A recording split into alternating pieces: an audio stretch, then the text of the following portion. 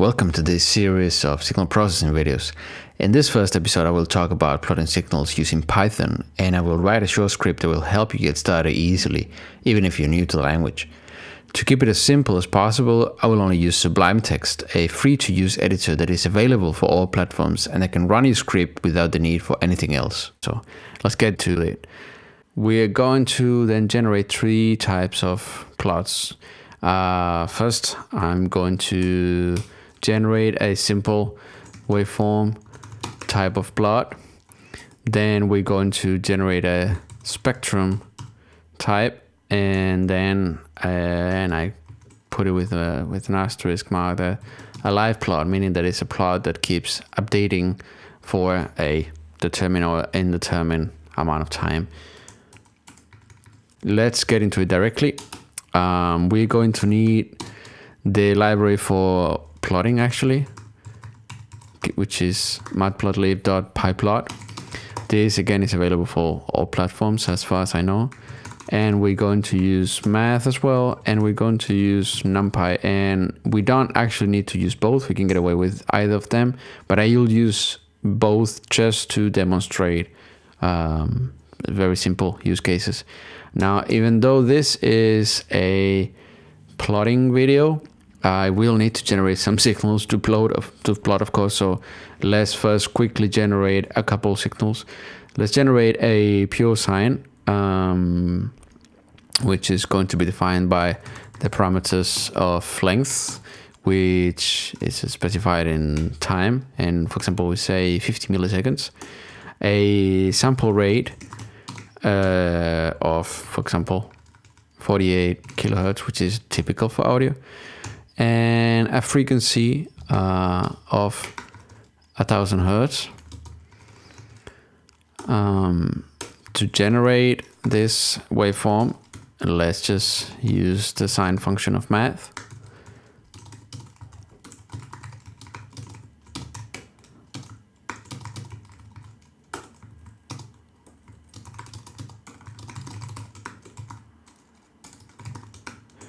And let's basically convert this time to samples and round it up. All right, let's make the font slightly smaller so we fit it there. Perhaps that's a bit too small. Let's leave it like that then. We are interested in also having the time beans for that signal, and we assume that it starts at 0.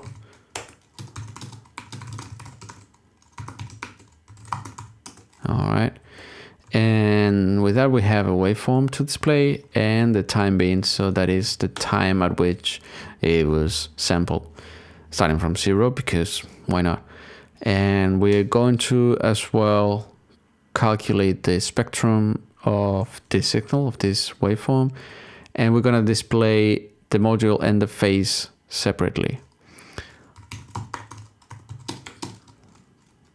The spectrum we're going to calculate using NumPy, and it's very handy to use it also this way, because NumPy operates with vector much like MATLAB, whereas the math library in Python doesn't. You can just do the same number by number. So just what we're doing here, we are actually running the Sine function every time for every sample, and in the case of the spectrum we can just run it all at once. So we're going to use NumPy FFT, and just is a real signal, so we don't have to use the complex version of it. Obviously the output is going to be complex, but using the real FFT function, it just assumes that the input is real. It's just faster for this case. Let's separate that into module and phase.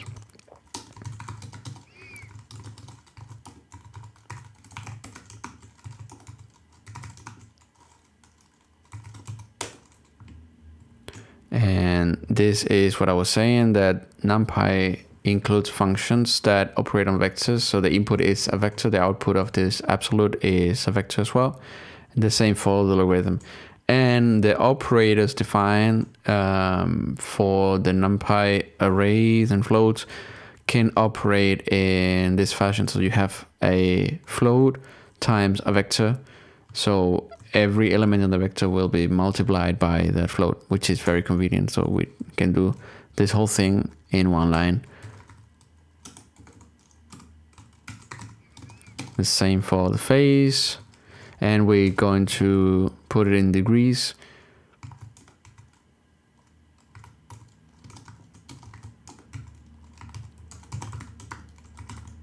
Alright, so we have now module and phase separated. We also want to have the frequency beams here.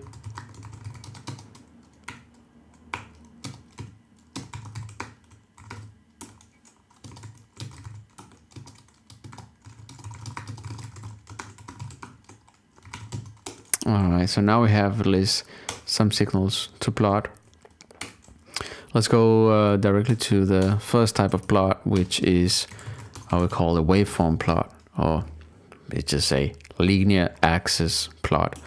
So it's simply the x values, the y values, and we can give it a label so that later when there's a legend generated, these pair of signal or pair of data vectors will have that label. So let's call it sine wave.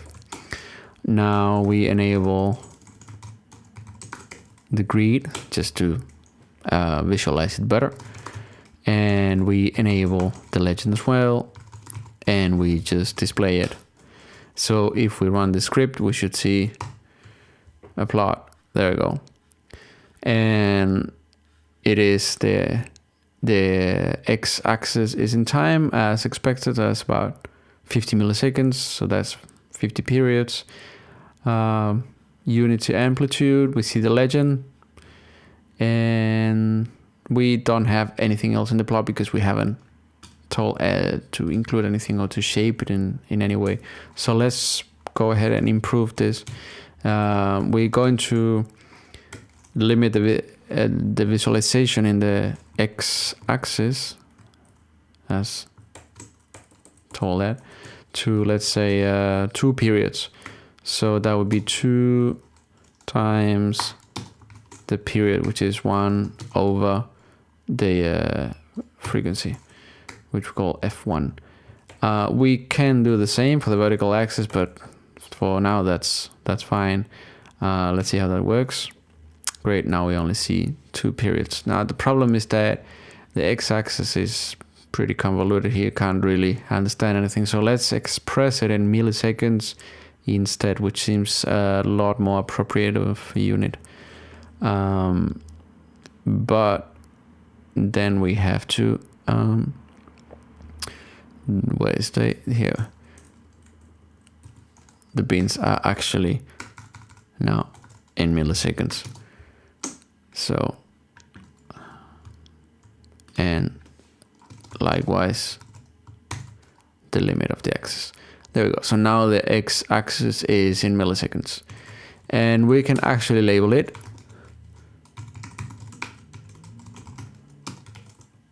In milliseconds, and so can we the vertical axis.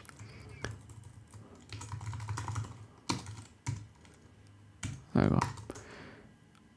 Yep.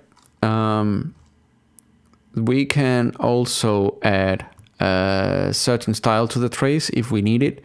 Right now, for example, what's happening is that all the samples are somewhere within this line, but we don't know exactly where they are because the line joins the points of the samples, so it's not really easy to tell. If you magnify it enough, you will see the segments. Perhaps you can see it there.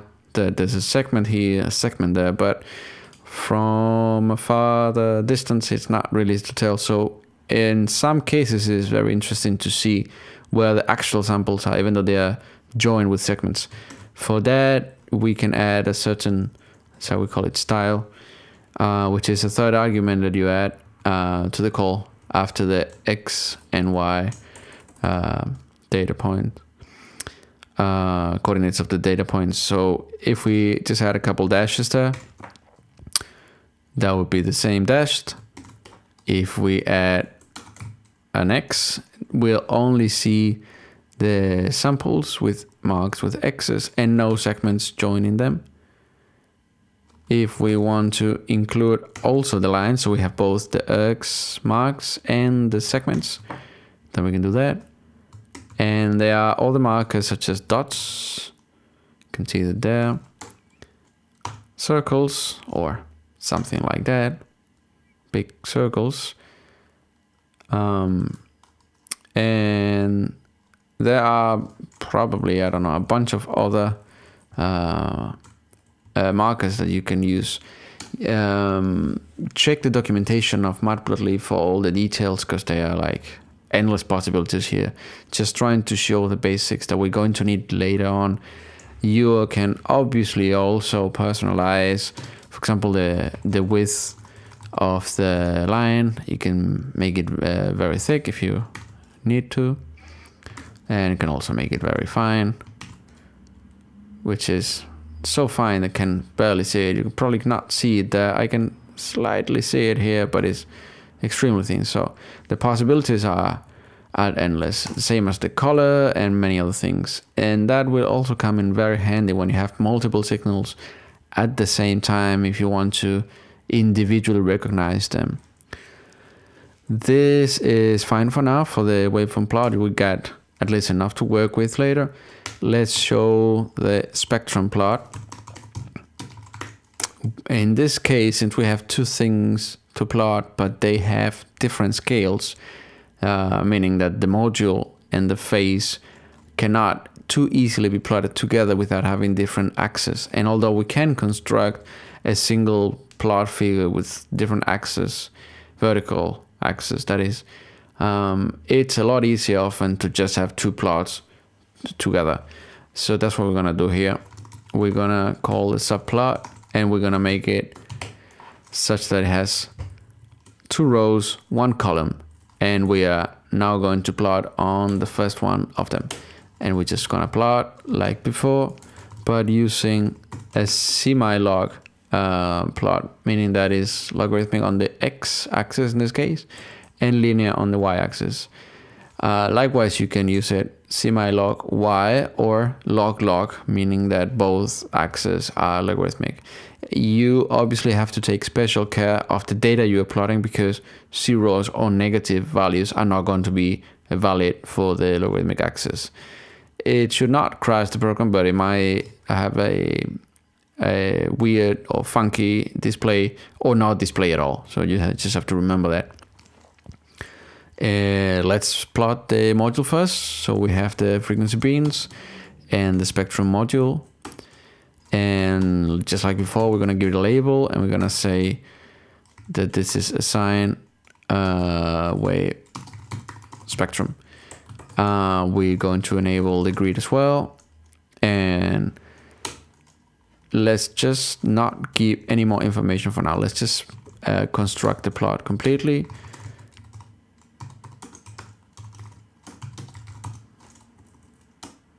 Same label. Absolutely unnecessary on the other hand, but just for illustrative purposes. And I'm going to just comment out the previous plot just so we don't have to see it now. Okay, so there's the plot, and we have a logarithmic horizontal scale, which is in hertz, and a vertical scale linear, and top case in the module is decibels, and the bottom one is degrees, as we calculated that way before.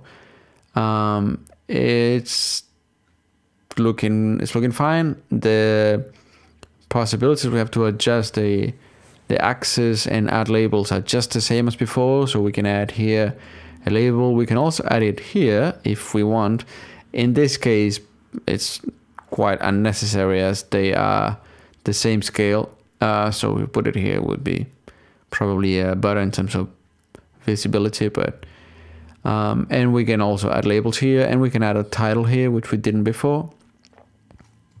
Let's do that. And the legend is not visible because even though we added a label here, we did not enable it. So we have to do a legend after plotting the signal. Now the legend will be visible. Let's add the axis labels as well. So that would be frequency and hertz. And the vertical scale for the phase is in degrees. No, phase and degrees. And for the vertical scale of the module, it's the power in decibels. And let's add a title to the top figure, or top subplot to be more correct. And this would be spectrum of a sine wave. And there we have it. Now the location of the legend is different because it's automatically generated. So it basically tries to find the best spot in the subplot, meaning the spot where it covers the least amount of signal, so it doesn't hurt the visualization. If you want to override the position so it's always in the same place for whatever reason, you can do so by specifying it when you call legend. So you just say log, and you can say, for example, upper right. So now this one who was here, automatically it's on the upper right. So if we, for example, both bottom left,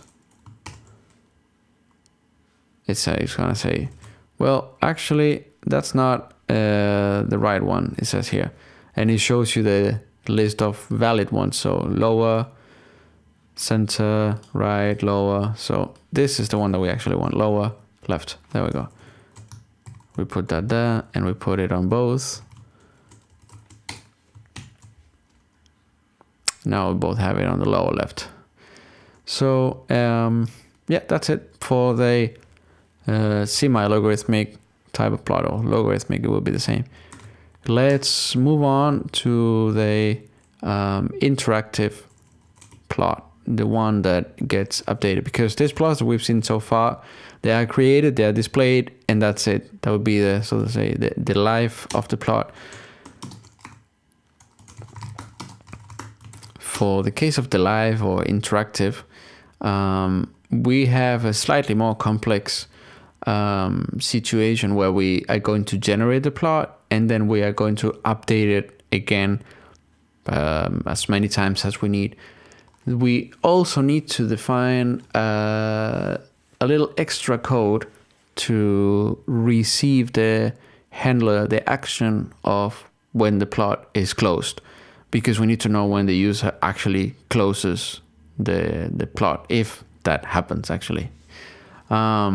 But we're going to start simply by making a loop that keeps repeating endlessly until the user closes the window. And we're going to generate a waveform, just the simplest kind of plot.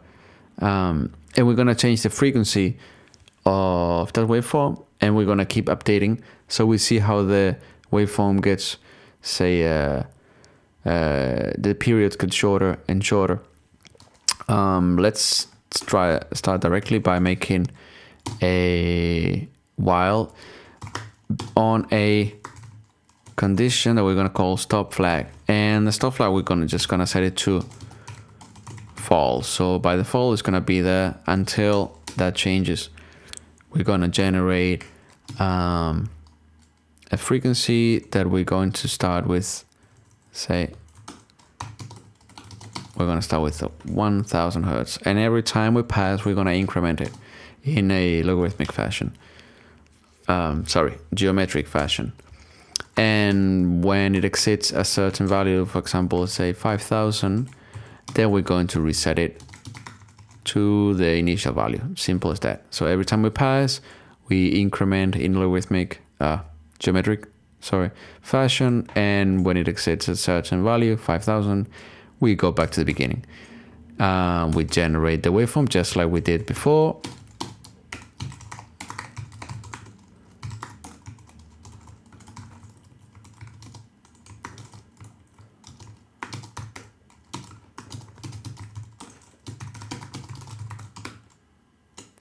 and we have used before a parameter called length and the sample rate. There we go. Then the time bins are just the same. We don't actually need to generate this every time, but we can just do so. And we're gonna put it in milliseconds as well, just like before. All right, we have a signal that's being generated every time or updated. We're going to first clear the plot, because clear the axis, that's what this means, or what this stands for, because we might come from a previous state where we have already generated a plot. So if we keep plotting, it's basically gonna accumulate on top. What we want in this case, just for this demo example, is to clear the plot, to have it fresh, start again, plot a new one, then generate another signal and continue just like that. So we're gonna first clear it, then we're going to plot the actual signal, just like before. And let's just give it a label. And we're actually gonna put in the label the current frequency, the actual frequency that we are visualizing. So we're gonna say it's a sine of how many hertz there, and that frequency is F1. Let's just give it a horizontal limit of couple milliseconds or 3 milliseconds, something like that, just to visualize it better. Let's enable the grid. Let's label the axis. This is in milliseconds as we have defined it. This is just the amplitude.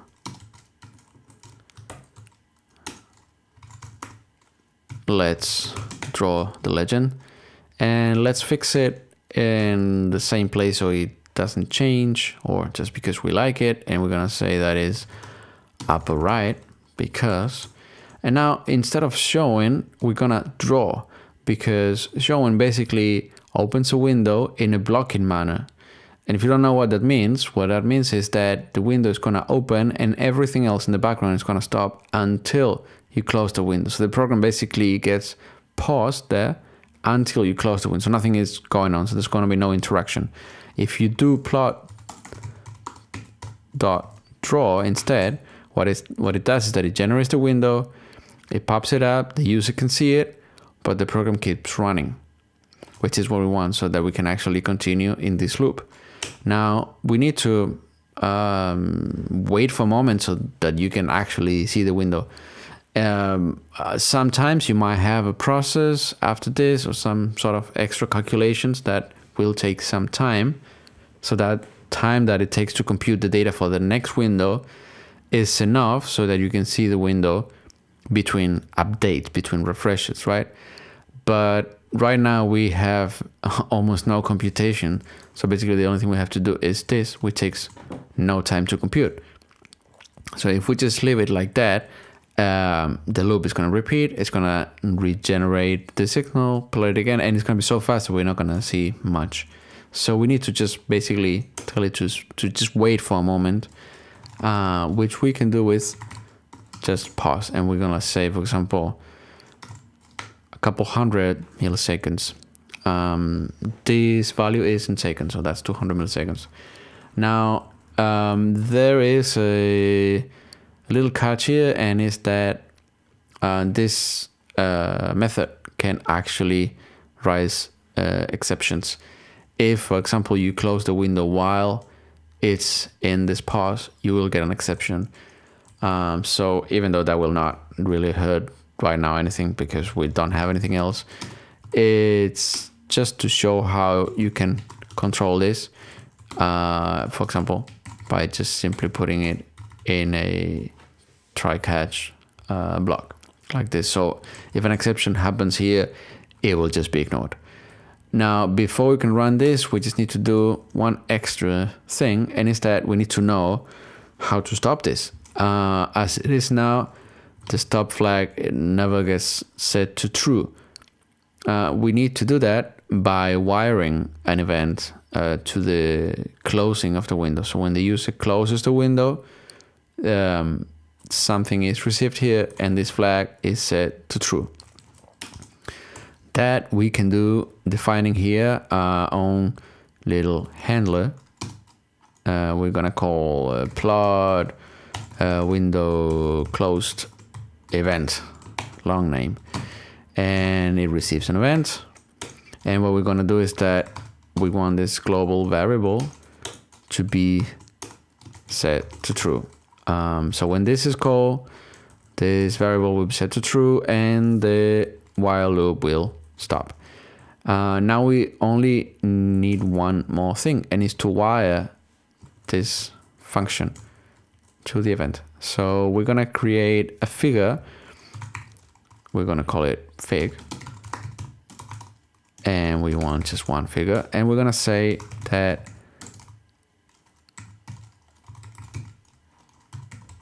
please do connect the event close